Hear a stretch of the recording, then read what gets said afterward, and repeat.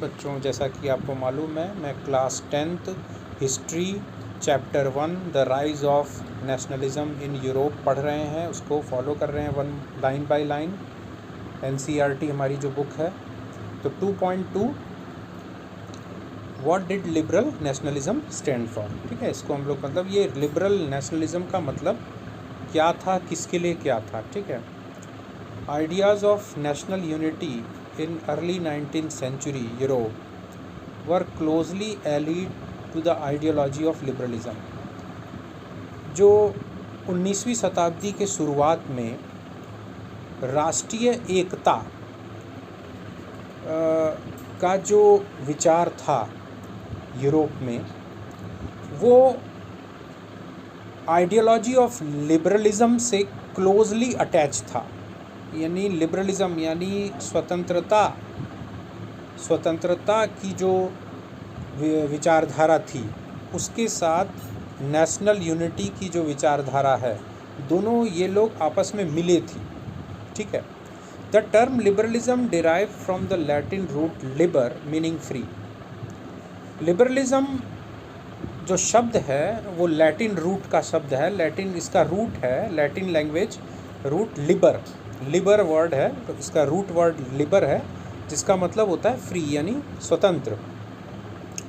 For the new middle classes liberalism stood for freedom for the individual and equality of all before the law.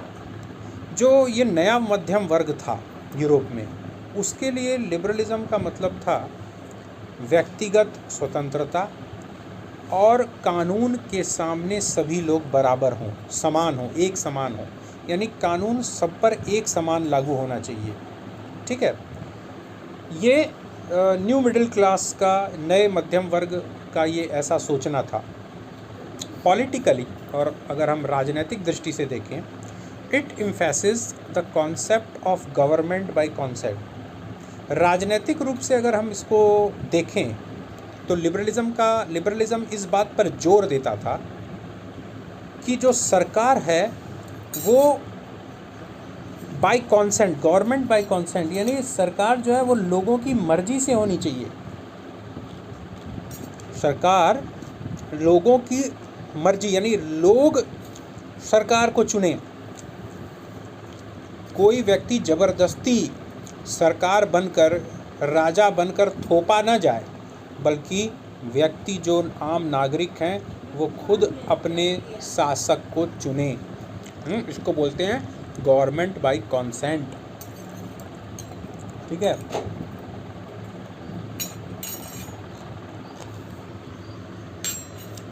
बच्चों, since the French revolution liberalism had stood for the end of autocracy and clerical privileges, a constitution and representative government through parliament। French revolution के बाद, या French revolution जो हुआ, France की जो क्रांति हुई, उसके बाद लिबरलिज्म का मतलब ये माना गया कि द एंड ऑफ ऑटोक्रेसी, यानी जो अधिनायकवाद या अधिनायक तंत्र का मतलब ये होता है बच्चों, जिसमें किसी एक व्यक्ति की मनमर्जी चले, है ना, किसी एक व्यक्ति के मनमर्जी से पूरा राज चले, शासन चले, उसको ऑटोक्रेसी बोलते हैं। तो उसका अंत हो।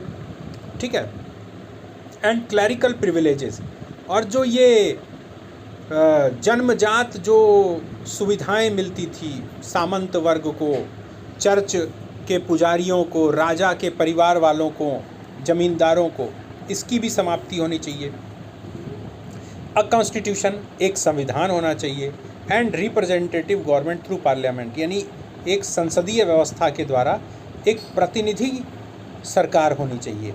रिप्रेजेंटेटिव यानी लोग अपने प्रतिनिधियों को चुने, जो कि पार्लियामेंट नाम की जगह पर बैठें और शासन करें। ठीक है, 19th century liberals also stressed the inviolability of private property। और 19वीं शताब्दी के जो लिबरल्स थे, जो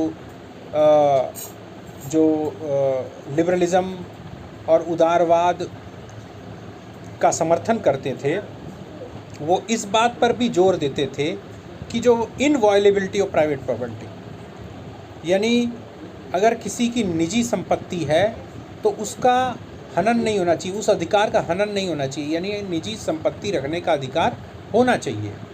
ठीक है। Yet equality before the law did not necessarily stand for universal suffrage.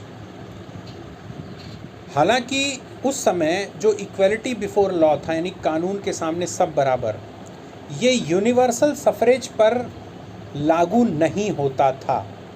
Universal suffrage का मतलब होता है बच्चों, सभी को बिना किसी भेदभाव के एक देश में रहने वाले सभी लोगों को अपना मत देने का अधिकार, अपना वोट डालने का अधिकार। ठीक है, उसको यूनिवर्सल सफरेज कहते हैं। लेकिन उस समय बच्चों फ्रांस में चाहे यूरोप में इस तरह का कोई कानून नहीं था जिसमें कि बिना किसी भेदभाव के सबको वोट डालने का अधिकार मिला हो। ठीक है। You will recall that in revolutionary France which marked the first political experiment in liberal democracy, the right to vote and to get elected was granted exclusively to property owning man। और आप लोगों ने अच्छी तरह पढ़ा होगा class 9th में French revolution में कि किस तरह से कि जो जब पहली बार राजनीतिक प्रयोग किया गया फ्रेंच रिवॉल्यूशन के बाद, है ना, फ्रांस में, जिसमें कि एक लिबरल डेमोक्रेसी की स्थापना की गई थी, तो जो वोट डालने का अधिकार था वो सिर्फ़ और सिर्फ ऐसे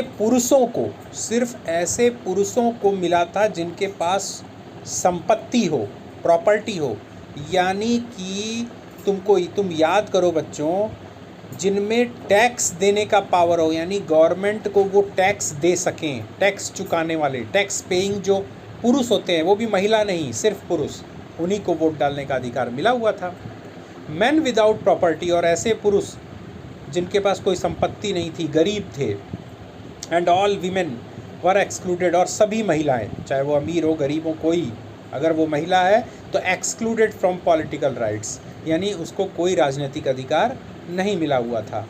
only for a brief period under the Jacobins, बहुत छोटे समय के लिए, 1-1.5 साल के लिए, वो जो रॉबर्ट्सपियरे की जो सरकार थी, तुम लोगों ने लास्ट ईयर पढ़ा था, रेन ऑफ टेरर पढ़ा था क्लास 9 में फ्रेंच रिवॉल्यूशन में, वही 1 साल 1.5 साल के लिए जब जैकोबिन्स की गवर्नमेंट थी फ्रांस में, तो did all adult males enjoy suffrage. उस समय सभी पुरुषों को, उसमें भी सिर्फ पुरुषों को, सारे पुरुषों को उनको वोट डालने का अधिकार दिया गया था, मतलब बिना किसी भेदभाव के, अमीर गरीब, उसमें भी महिलाओं को बिल्कुल अधिकार नहीं मिला हुआ था।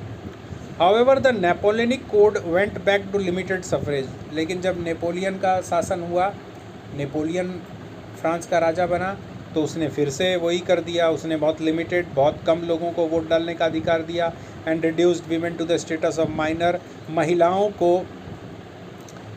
को माइनर का स्टेटस दिया गया। माइनर यानी बच्चों, जैसे हम लोग बच्चों की केयर करते हैं ना, बच्चे, जैसे हमारे घर में बच्चे होते हैं, छोटे बच्चे होते हैं, नाबालिग बच्चे जो होते हैं, हमारी अदालत भी मानती है कि वो मतलब अपने से कोई डिसीज़न नहीं ले सकते, तो उनके हम लोग माता पिता या और कोई उनके गार्जियन होते हैं, उनके गार्जियन बनाए जाते हैं कि भैया अभिभावक, कि अभी बच्चे हैं, ये अपने से कोई अपना अच्छा बुरा नहीं सोच सकते, तो इनके गार्जियन कोई भी चीज़ इनके लिए डिसाइड करेंगे। तो उसी तरह महिलाएं, चाहे वो बड़ी हों, 35, 40, 50 साल की महिला क्यों ना हो, उसको भी माइनर माना गया, यानी छोटा बच्चे के बराबर माना गया। क्या कि वो अपने से डिसीजन नहीं ले सकती। तो कैसे? Subject to the authority of fathers and husband, अगर वो अविवाहित है, अनमैरिड है, तो उसके बिहाफ पर, उसके लिए डिसीज़न कौन लेगा? उसके पिता।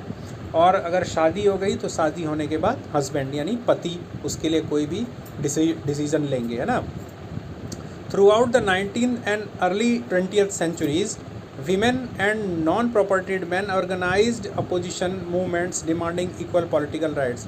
और लगभग पूरे 19वीं शताब्दी यानी 1800 से लेकर 1900 तक और अर्ली 20th सेंचुरी और 1900 की शुरुआती जो वर्ष थे, 1900 के जो स्टार्टिंग जो ईयर्स थे, महिलाएं यूरोप में, ख़ासतौर से फ्रांस में, महिलाएं हों चाहे जो गरीब पुरुष हैं जिनको वोट डालने का अधिकार नहीं मिला हुआ था, जिनके पास कोई संपत्ति नहीं थी, उन लोगों ने बहुत सारे राजनीतिक संगठन बनाए और काफ़ी विरोध प्रदर्शन आंदोलन किया और उनकी डिमांड थी क्या, इक्वल पॉलिटिकल राइट्स, कि उनको भी बराबर के राजनीतिक अधिकार मिले। इन द इकोनॉमिक स्फेयर, अब आते हैं बच्चों, ये तो हम लोगों ने अभी वीमेन और मैन और इस तरह को डिस्कस किया, पॉलिटिकल राइट्स को हमने डिस्कस किया, ठीक है, कि लिबरलिज़म का मतलब क्या था उन लोगों के लिए। अब हम लोग देखते हैं कि आर्थिक जगत में, यानी व्यापारिक जगत में, जो व्यापारी हैं, बिजनेसमैन हैं, उनके लिए लिबरलिज़म का क्या मतलब था। तो in the economic sphere, liberalism stood for the freedom of market and the abolition of state imposed restriction on the movement of goods and capital। Economic sphere में लिबरलिज्म का मतलब ये था कि बाज़ारों की आज़ादी हो और जो राज्यों ने, सरकारों ने जो रिस्ट्रिक्शंस लगा रखे हैं, बहुत सारी बाधाएं लगा रखी हैं वस्तुओं के आदान प्रदान में और रुपए पैसे के आवागमन में, पूंजी के आवागमन में जो बाधाएं लगा रखी हैं कई तरह की। सरकार किस तरह की बाधा लगाती है, सरकार क्या लगाती है, सरकार जो है कस्टम ड्यूटी लगाती है, तरह तरह के टैक्स लगाती है, उसको रेस्ट्रिक्शन कहा जाता है, ठीक है। तो इकोनॉमिक स्फेयर यानी जो उस समय के बिजनेसमैन थे, व्यापारी थे, वो चाहते थे कि मार्केट, बाज़ार स्वतंत्र हो, किसी तरह का कोई सरकारी बंधन ना हो, ठीक है, चाहे वो माल के आवागमन की बात हो या पूंजी के आवागमन की बात हो, हर तरह का रिस्ट्रिक्शन एबॉलिश होना चाहिए, समाप्त होना चाहिए। ड्यूरिंग द 19th सेंचुरी, 19वीं शताब्दी में, this was a strong demand, ये एक बहुत बड़ी मांग थी of the emerging middle classes, जो नया मध्यम वर्ग उदय हो रहा था, उसकी एक बहुत स्ट्रॉन्ग डिमांड थी कि जो स्टेट इम्पोज रेस्ट्रिक्शंस हैं वो एबॉलिश किए जाएं, हटाए जाएं। Let us take the example of the German speaking region in the first half of the 19th century। अब इसमें एक एग्जाम्पल दिया हुआ है तुम्हारे बुक में कि जर्मन स्पीकिंग रीजन यानी एक क्षेत्र है जहाँ के लोग, मेजॉरिटी पीपल जो है जर्मन स्पीकिंग है, यानी जर्मन भाषा बोलने वाले हैं। First half of the 19th century, 19th century का फर्स्ट हाफ है, यानी 1800 से लेके 1850 के बीच की बात है। Napoleon's administrative measures had created out of countless small principalities a confederation of 39 states।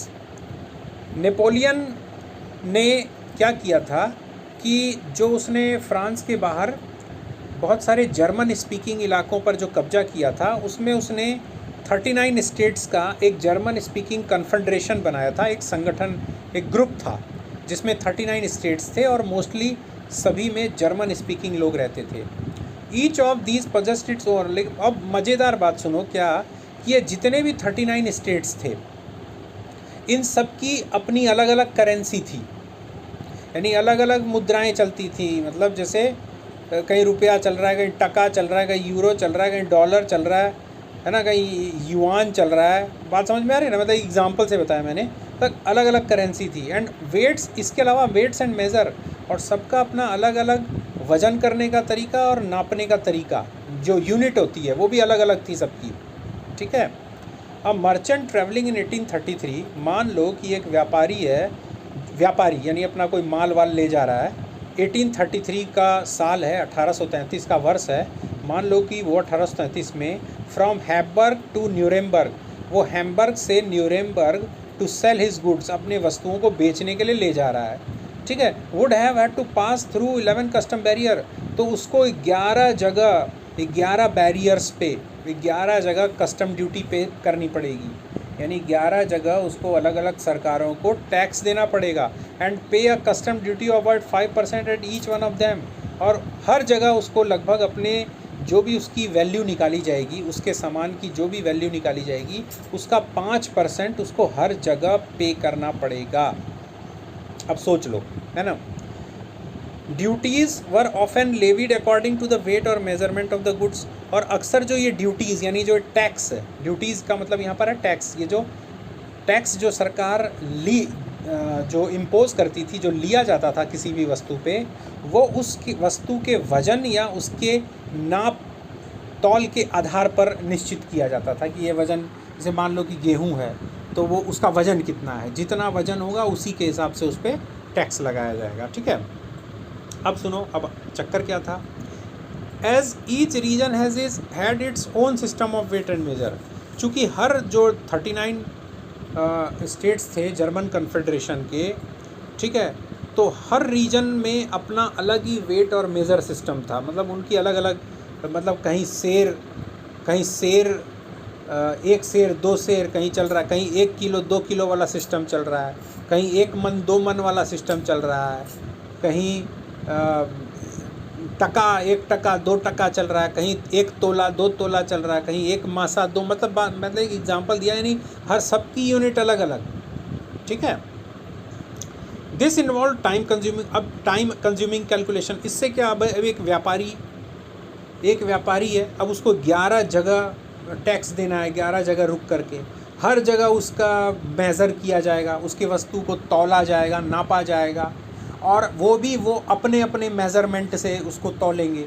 ठीक है, और फिर उस पर कैलकुलेशन करेंगे। तो ये this is a time taking process, ये एक बहुत टाइम टेकिंग प्रोसेस हो जाता था, है ना।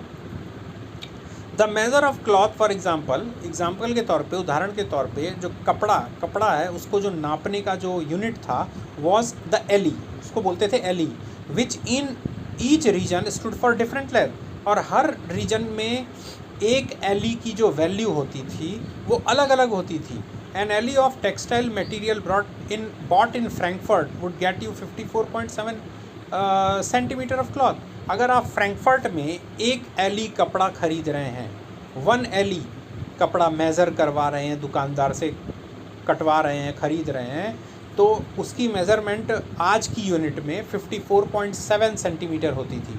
ठीक है, लेकिन वही अगर मेंज नाम के शहर में अगर आप वही एक एली कपड़ा खरीद रहे हैं तो उसकी यूनिट होती थी 55.1 सेंटीमीटर। न्यूरेमबर्ग में एक एली की वैल्यू होती थी 65.6 सेंटीमीटर, और फ्रीबर्ग में एक एली की वैल्यू 53.5 सेंटीमीटर। अब बच्चों तुम खुद समझ जाओ कि मतलब किसी तरह की यूनिफॉर्मिटी थी ही नहीं। आज की डेट में तुम चले जाओ, आज तुम 1 मीटर कपड़ा यहाँ भारत में दिल्ली में ख़रीद लो, और दिल्ली से फ़्लाइट पकड़ो, सीधे चले जाओ यूरोप के किसी शहर में, सपोज़ लंदन चले जाओ, लंदन में भी उस कपड़े को नापा जाएगा तो उसको 1 मीटर ही माना जाएगा। न्यूयॉर्क में भी उसको 1 मीटर ही माना जाएगा। क्यों? क्योंकि आज पूरे वर्ल्ड में यूनिफॉर्मिटी है, लेंथ मतलब मीटर सेंटीमीटर। ठीक है, लेकिन उस समय ऐसा नहीं था। यूरोप में ही तब एक ही जर्मन स्पीकिंग कॉन्फेडरेशन थे, यानी सारे जो जितने भी स्टेट थे सब जर्मन स्पीकिंग थे, लेकिन हर जगह अलग अलग वेट और मेजरमेंट। ठीक है, such conditions were viewed as obstacles to economic exchange, है ना। ऐसी परिस्थितियों को देखा गया, माना गया कि ये जो है आर्थिक जो आदान प्रदान है उसमें ये ऑब्स्टेकल यानी बाधा है। And growth by the new commercial classes, obstacle to economic exchange and growth, यानी जो विकास है, जो वृद्धि है ना, उसमें ये एक बाधा है। इस तरह की परिस्थितियाँ बाधा उत्पन्न करती हैं। Bye the new commercial classes who argued for the creation of a unified economic territory allowing the unhindered movement of goods, people and capital। और ये जो न्यू मिडिल क्लास था, न्यू कमर्शियल क्लास था, ये जो नया व्यापारी वर्ग था, ठीक है, उसने आर्ग्यूमेंट दिया, उसने तर्क दिया कि भैया एक यूनिफाइड इकोनॉमिक टेरिटरी बननी चाहिए, एक ऐसा आर्थिक क्षेत्र बनना चाहिए जहाँ पर सारी व्यवस्थाएं एक जैसी हों, और अनहिंडर्ड मूवमेंट यानी बिना किसी बाधा के वस्तुओं का, लोगों का और पूंजी का आना जाना तय होना चाहिए।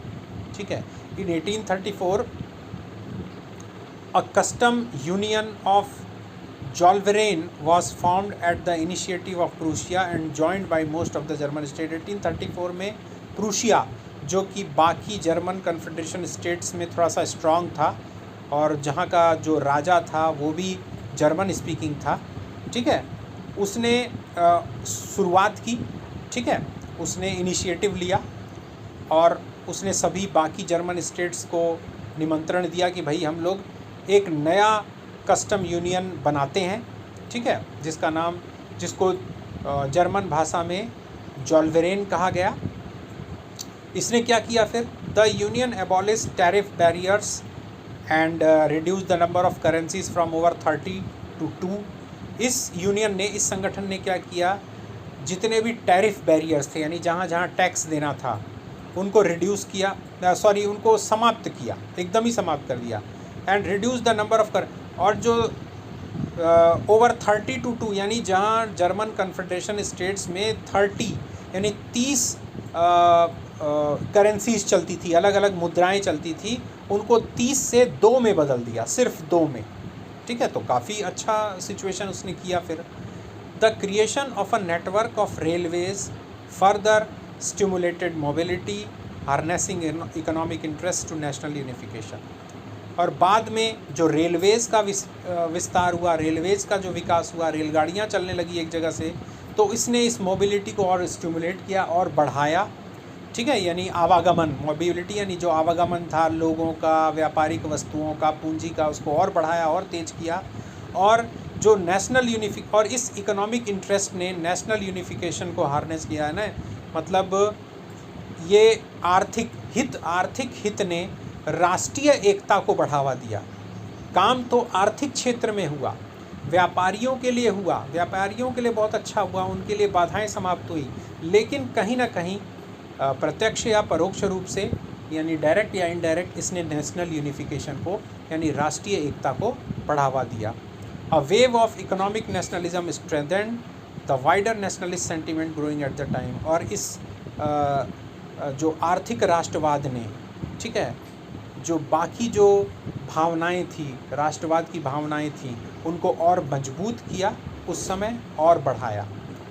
ठीक है बच्चों, अब आज के लिए बस इतना ही। नेक्स्ट वीडियो में हम 2.3 अ न्यू कंजर्वेटिज्म आफ्टर 1815 पढ़ेंगे। ठीक है बच्चों, मैं फिर एक बार बोलूँगा कि आप इस वीडियो को क्लास 10th के स्टूडेंट्स में ज़्यादा से ज़्यादा शेयर करिए, चाहे वो कहीं के भी हों, ताकि उनको इस लॉकडाउन पीरियड में लाभ मिले। और अगर ये मेरी कोशिश है बच्चों, मैं कोशिश कर रहा हूँ कि आप लोगों को समझ में आ जाए।